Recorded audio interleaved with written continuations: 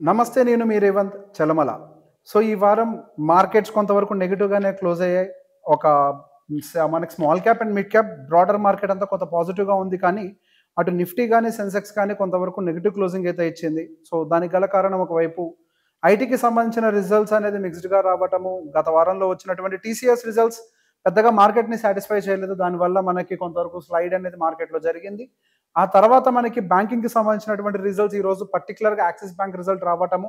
అది market estimation కంటే లోవర్‌గా రావటము. మార్కెట్‌లో దాదాపుగా ఈరోజు యాక్సిస్ బ్యాంక్ ఒకటే 5% ఫాల్ అవ్వటంతోటి ఎంటైర్ ప్రైవేట్ బ్యాంకింగ్ ప్యాక్ మొత్తం కలిపి మనకి ఈరోజు నిఫ్టీని 25,000 అండ్ బిలో క్లోజింగ్ అయితే ఇచ్చింది. ఒక రకంగా మనకి 25,000 అనేది ఒక సైకలాజికల్ సపోర్ట్. సో, ఫస్ట్ అసలు మనకి ఇది యాంటిసిపేట్ చేయగలిగామే లేదా? ఏ పార్ట్ ఆఫ్ రిజల్ట్స్. రిజల్ట్స్ అనేది యాంటిసిపేట్ చేయడం మన చేతుల్లో ఉండదు. బట్ టెక్నికల్ అనాలిసిస్ ప్రకారం గతంలోనే మనం ఒక ట్రెండ్ ఫార్మేషన్ అప్ సైడ్ జరిగింది. దాని బ్రేక్ డౌన్ జరగడం జరిగింది. అదేవిధంగా లోవర్ సైడ్ సపోర్ట్స్ మనకి 24,950 నుంచి 24,800 వరకు ఒక 150 పాయింట్స్ రేంజ్‌లో ఒక సపోర్ట్ జోన్ ఉంది. సో, ఇవన్నీ కూడా గత వారంలో మాట్లాడుకున్నాం. సో, ఈ రోజు కూడా మార్కెట్ మనకి ఆ జోన్‌లోకి వచ్చిన తర్వాత కొంత బయింగ్ యాక్టివిటీ తీసుకొని కొంతవరకు పైకి వెళ్లి క్లోజ్ చేసే ప్రయత్నం అయితే చేసింది. సో, ఈ సపోర్ట్ అనేది అంత స్ట్రాంగ్‌గా నిలబడుతుందా? లేదా? సో, ఇట్లా మనం ఎన్నో అంశాల గురించి ఇందులో డిస్కస్ చేస్తాము. సో, ఈ వారం మనం ఈ డిస్కషన్‌లో మనకి సెక్టార్స్‌కి సంబంధించినటువంటి టెక్నికల్ అనాలిసిస్‌ని కూడా కొంత డీప్‌గా డిస్కస్ చేస్తాము. అదే విధంగా వాటికి ఉండేటువంటి ఫండమెంటల్ థింగ్స్ గురించి కూడా కొంత డీప్‌గా డిస్కస్ చేసే ప్రయత్నం చేద్దాం. సో, ఫస్ట్ అసలు మార్కెట్ ఏ డైరెక్షన్ తీసుకునే అవకాశాలు ఉన్నాయి? మార్కెట్ బ్రేక్ డౌన్ జరుగుతదా? లేకపోతే ఇక్కడ సపోర్ట్ తీసుకొని పైకి వెళ్ళే అవకాశాలు ఉన్నాయా? సో, ఇది మనకు అర్థం అవ్వాలి అనంటే ఈ వీకెండ్ రాబోతున్నటువంటి HDFC bank result, ICICI bank result and రిలయన్స్‌కి సంబంధించినటువంటి రిజల్ట్స్. ఈ 3 రిజల్ట్స్ అనేది మార్కెట్ చాలా కీన్‌గా అబ్జర్వ్ చేస్తోంది. ఈ 3 రిజల్ట్స్ కనుక కొంచెం పెద్ద ఎత్తున డిసప్పాయింట్‌మెంట్ అవసరం లేదు. కొంచెం డిసప్పాయింట్‌మెంట్ ఉన్నా కానీ బ్రేక్ డౌన్ జరిగి మార్కెట్ కిందకు వెళ్ళి మనకి 25,000 ఇంకా రెసిస్టెన్స్‌గా ఫార్మ్ అయ్యే అవకాశాలు ఉన్నాయి. అండ్ ఒకవేళ రిజల్ట్స్ అనుకున్నట్టుగా వచ్చినట్లయితే మార్కెట్ మనకి 25,300 నుంచి 24,950 మధ్యలో కొంత కన్సాలిడేట్ అయ్యే అవకాశాలు ఉన్నాయి. మార్కెట్‌లో కనుక రిజల్ట్స్ బాగా వచ్చాయి అని అంటే మార్కెట్ ఆల్ టైమ్ హైని బీట్ చేస్తది అని కాదు. కానీ 25,600 ఒక అప్పర్ బ్యాండ్ తోటి ఒక డౌన్ సైడ్ మళ్ళీ 25,000 ఈ 600 పాయింట్ రేంజ్‌లో కన్సాలిడేషన్ జరిగే అవకాశాలు ఉంటాయి. సో, గోయింగ్ ఫర్దర్ మార్కెట్ ఏ డైరెక్షన్ తీసుకుంటుంది అనేది రిజల్ట్స్ మీద కూడా డిపెండ్ అయి ఉంటుంది.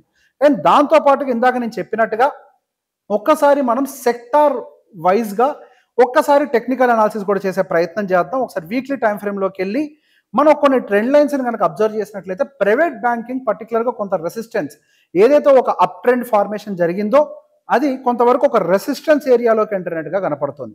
సహజంగా రెసిస్టెన్స్ ఏరియాలోకి వెళ్ళినప్పుడు మనకి నంబర్స్ కనుక జస్టిఫై కాకపోతే అక్కడి నుంచి రిజెక్షన్స్ వచ్చే అవకాశాలు ఉంటాయి. ఇప్పుడు ఎగ్జాక్ట్‌గా అదే పాయింట్ జరుగుతోంది.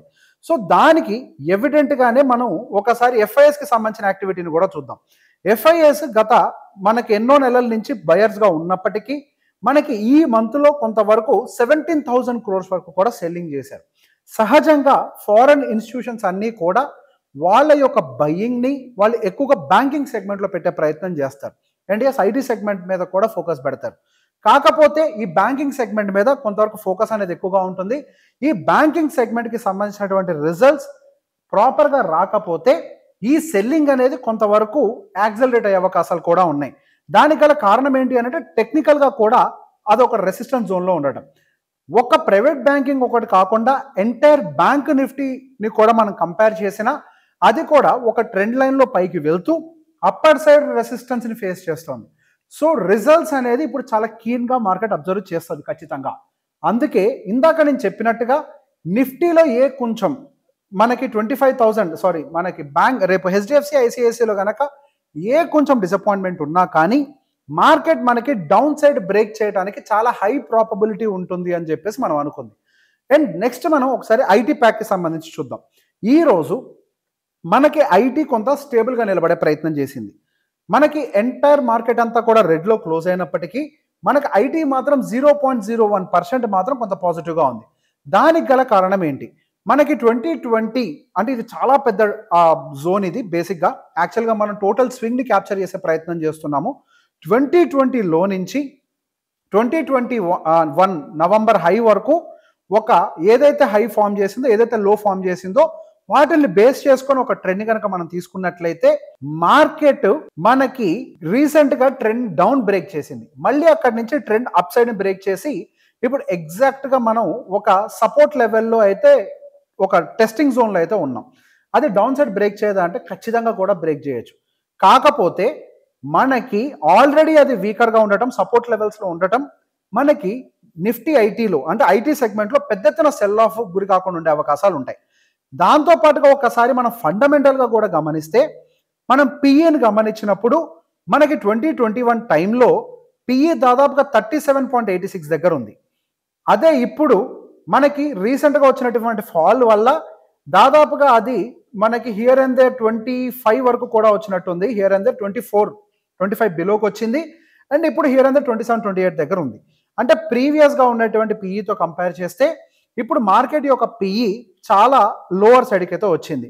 అండ్ అదేవిధంగా ఒకసారి ఐటీకి సంబంధించి మనం గమనిస్తే మార్కెట్ గత 3 సంవత్సరాల నుంచి ఐటీ ప్యాక్లో ఎటువంటి రిజల్ట్స్ని కూడా డెలివర్ చేయాలి. అంటే results in the sense quarterly results కాదు, మనకి మార్కెట్లో రిటర్న్స్, పాజిటివ్ రిటర్న్స్ మనకైతే డెలివర్ చేయలేదు. సో హవెవర్ మనకి రాబోతున్నటువంటి రిజల్ట్స్ మీద పెద్ద ఎత్తున ఎస్టిమేషన్స్ కూడా లేవు కాబట్టి కొంచెం ఇన్లైన్ విత్ ఎస్టిమేట్స్ ఉన్నా కానీ మార్కెట్ దాన్ని కొద్దిగా పాజిటివ్గా తీసుకొని మనకి గత 2 రోజుల్లో విప్రో యొక్క రిజల్ట్స్ వచ్చాయి, ఎల్టీఏ మైండ్రీకి సంబంధించిన రిజల్ట్స్ కూడా వచ్చాయి. విప్రోకి సంబంధించినటువంటి రిజల్ట్స్ అనేవి కొద్దిగా స్టేబుల్గా ఉండటము, ఎస్టిమేట్స్ తోటి ఎల్టీఏ మైండ్రీ రిజల్ట్స్ కొంచెం బెటర్గా ఉండటము. సో హియర్ అండ్ దర్ మార్కెట్లో కొంతవరకు మిక్స్డ్ రిజల్ట్స్ ఉన్నా కానీ ఎస్టిమేట్స్ ఏమీ లేవు కాబట్టి వాల్యుయేషన్స్ కూడా కొద్దిగా బెటర్గా ఉన్నాయి కాబట్టి మనకి ఐటీ ప్యాక్లో కొంతవరకు స్టెబిలిటీ వచ్చే ప్రయత్నం అయితే కనపడుతోంది. సో గోయింగ్ ఫర్దర్ మనకి బ్యాంకింగ్లో మాత్రం పెద్ద ఎత్తున రిజల్ట్స్ వస్తేనే అప్ సైడ్ పొటెన్షియల్ ఉన్నట్లయితే మనకి ఐటీలో స్టేబుల్ రిజల్ట్స్ వచ్చినా కానీ ఎస్టిమేట్స్ ఇన్లైన్ విత్ ఎస్టిమేట్స్ ఉన్నా కానీ మనకి ఎక్కువగా ఐటీ సపోర్ట్ ఉండే అవకాశాలు ఎక్కువగా కనపడుతున్నాయి. అండ్ దాంతోపాటుగా ఒకసారి అదర్ సెగ్మెంట్స్ కూడా మనం ఎస్టిమేట్ చేసే ప్రయత్నం చేద్దాం. సో కన్సంప్షన్ పాయింట్ ఆఫ్ వ్యూలో చూసినా కానీ కన్సంప్షన్లో కూడా కొంతవరకు మనకి హియర్ అండ్ దేర్ మనకి పిఈ అనేది పెద్ద ఎత్తున ఎలివేటెడ్గా అయితే లేదు. మనకి మార్కెట్లో రాబోతున్నటువంటి రిజల్ట్స్ని దృష్టిలో పెట్టుకొని నెక్స్ట్ మార్కెట్ ఏ డైరెక్షన్ తీసుకుంటుందో కూడా మనం ఒకసారి రిజల్ట్స్ వచ్చిన తర్వాత పూర్తిగా నెస్లే ఇవి రిజల్ట్స్ అని వచ్చాక దాన్ని రియలైజ్ చేసే ప్రయత్నం చేద్దాం. అండ్ దాంతోపాటుగా ఒకసారి మన బ్యాంక్ నిఫ్టీకి సంబంధించి మనం ఒకసారి గమనిస్తే మనకి బ్యాంక్ నిఫ్టీకి సంబంధించినటువంటి ప్రైస్ టు బుక్ వాల్యూ బాగా లోలో ఉంది. It is good for the market. And పిఈకి సంబంధించి చూస్తే రీసెంట్ లో నుంచి పిఈ కూడా కొంత ఎలివేట్ అయింది. కంపెనీలు యొక్క నెంబర్లు కనుక స్టేబుల్గా వస్తే పిఈ స్టేబుల్గా ఉంటూ మనకి బ్యాంక్ నిఫ్టీ అంతా అంటే ప్రైవేట్ బ్యాంక్స్ కానీ బ్యాంకింగ్ సెగ్మెంట్ అంతా కానీ కొద్ది స్టేబుల్ అవ్వచ్చు. బట్ దాని యొక్క మీడియంతో కంపేర్ చేస్తే ఓవర్గా అయితే లేదు ఏది బ్యాంక్ నిఫ్టీకి సంబంధించినటువంటి ప్రైస్ టు ఎర్నింగ్ కండిషన్స్. అదేవిధంగా ఎర్నింగ్స్ పర్ షేర్ చూసినా కానీ మనకి దాని యొక్క ప్రైస్తో కంపేర్ చేస్తే అది వీకర్గా ఉంది. సో బేసిక్ ఇందాక మనం మాట్లాడుకుంది నెట్ ఇంట్రెస్ట్ మార్జిన్స్ అవన్నీ కూడా వీకర్ అవ్వటం ఇవన్నీ కూడా బ్యాంకింగ్లో జరుగుతున్నాయి.